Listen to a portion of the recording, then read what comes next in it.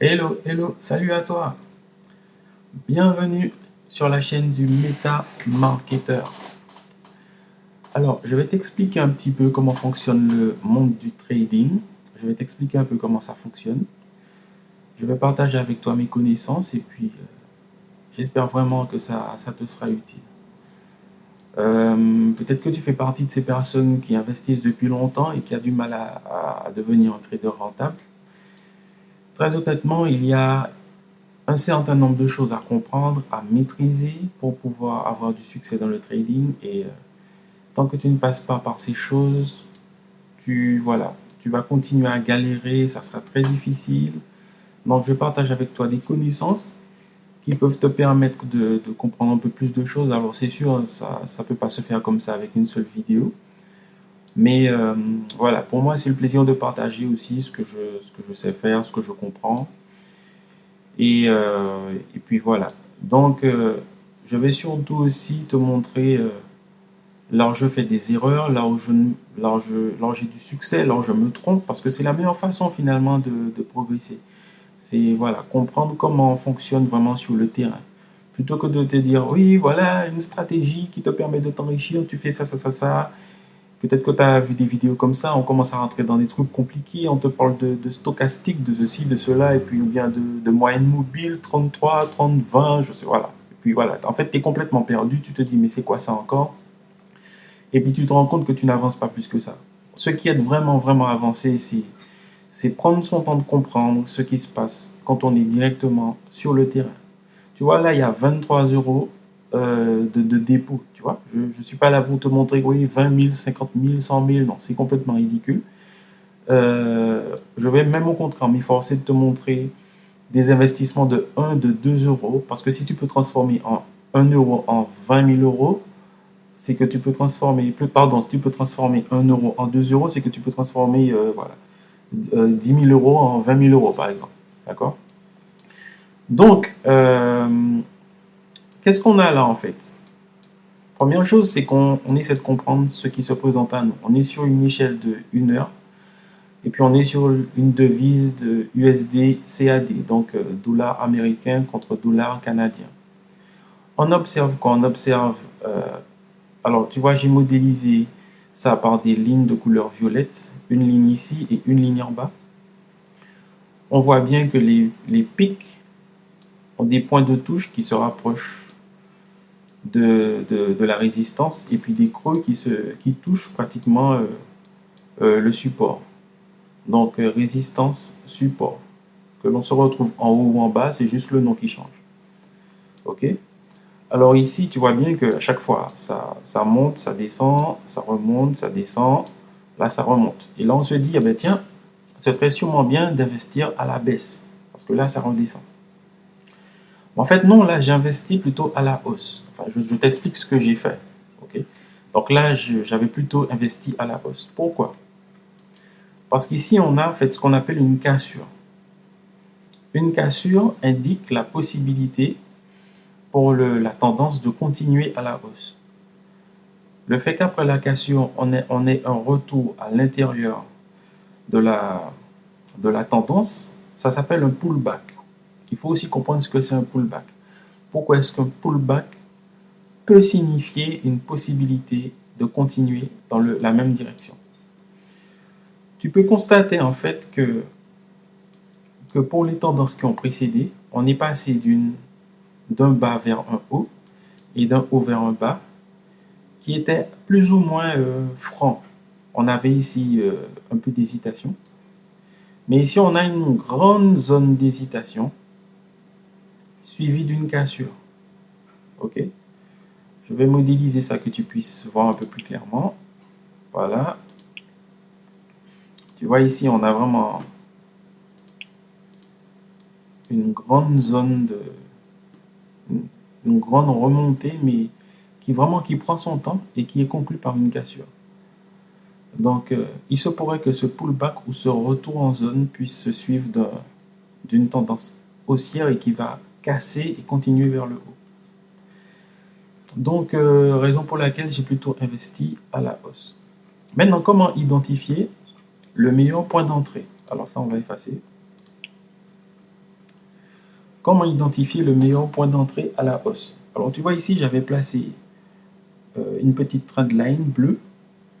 Donc on va en fait zoomer. Là on est sur une tendance, unité de temps d'1 heure.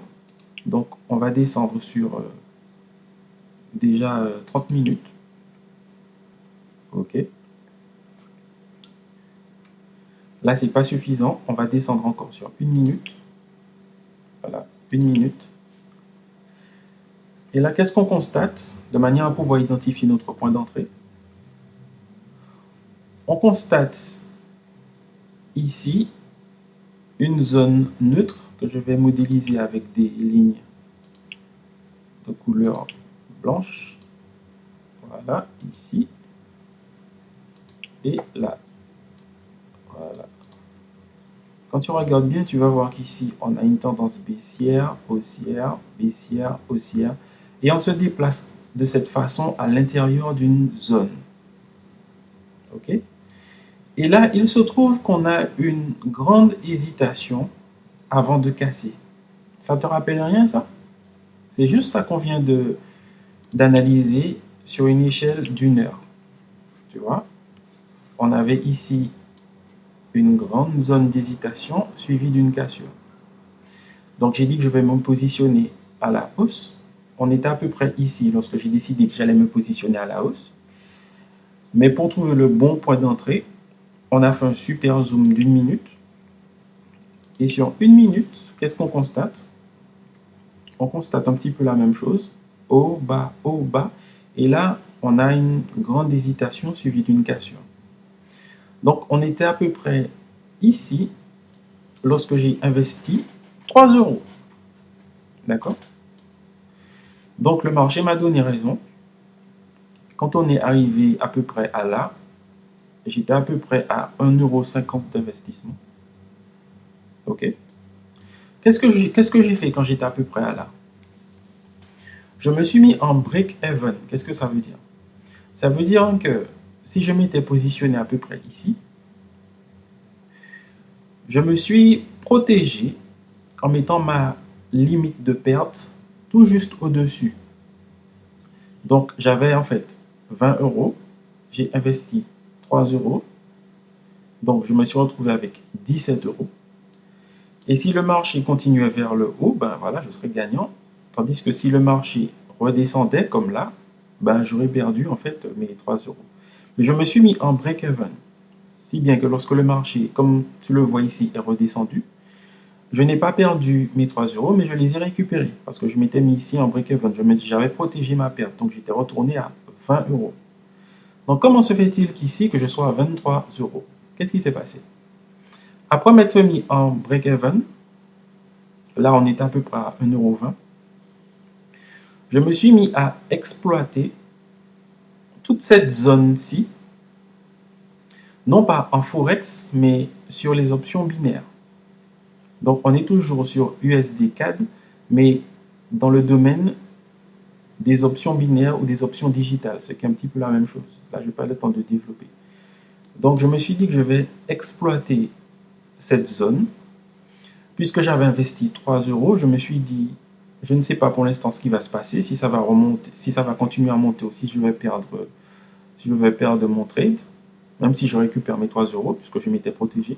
Mais je me suis dit, ces 3 €, je vais rajouter encore 3 € supplémentaires dans le domaine des options digitales.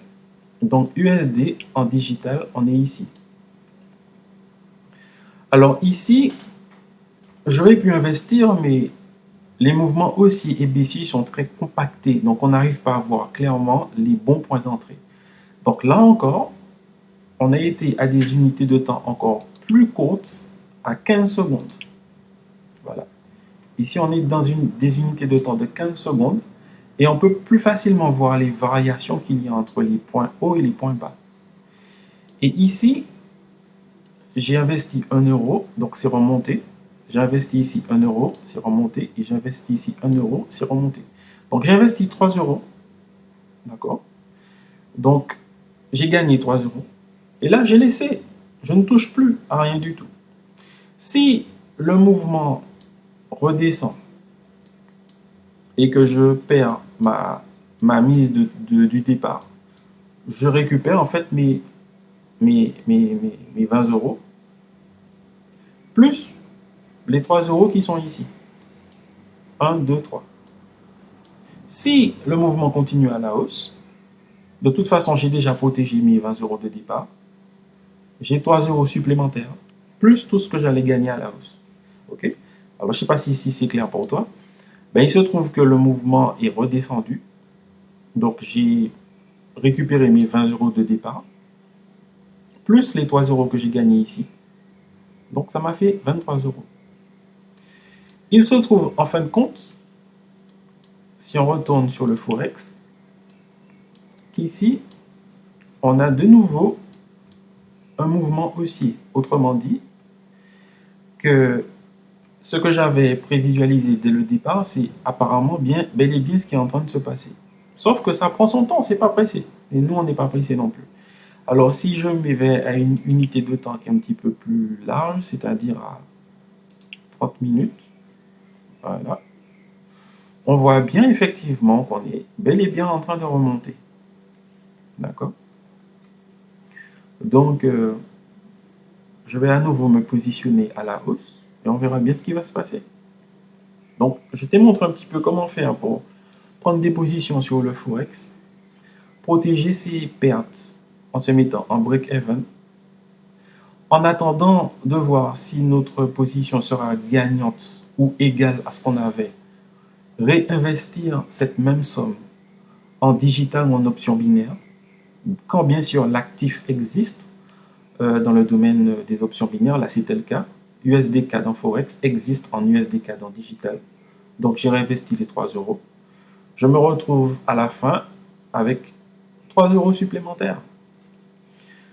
Donc, il est important de bien comprendre comment évoluent les marchés, comment analyser les marchés, comment utiliser les lignes de tendance et puis voilà, comment faire évoluer son raisonnement. Donc, peut-être que c'était complexe pour toi, mais tu vois, lorsque tu as bien compris comment ça fonctionne, lorsque tu es bien formé dans le domaine, c'est quelque chose que tu fais naturellement, tranquillement, calmement, tu vois, sans stress. Et tu deviens rentable de cette façon. D'accord? Si tu as apprécié cette forme de présentation, cette façon d'expliquer les choses, ben, tu peux me remercier avec un petit plus, avec un abonnement, avec un like. Voilà, n'hésite pas. Et puis si tu as des questions aussi, n'hésite pas. En tout cas, c'est très important de bien comprendre ce qu'on fait dans le trading pour avoir du succès. Ne pas se positionner juste comme ça, un peu comme si on faisait de la voyance, parce que là, c'est pas le cas. On est vraiment dans de la technicité. Et puis voilà, bon courage à toi.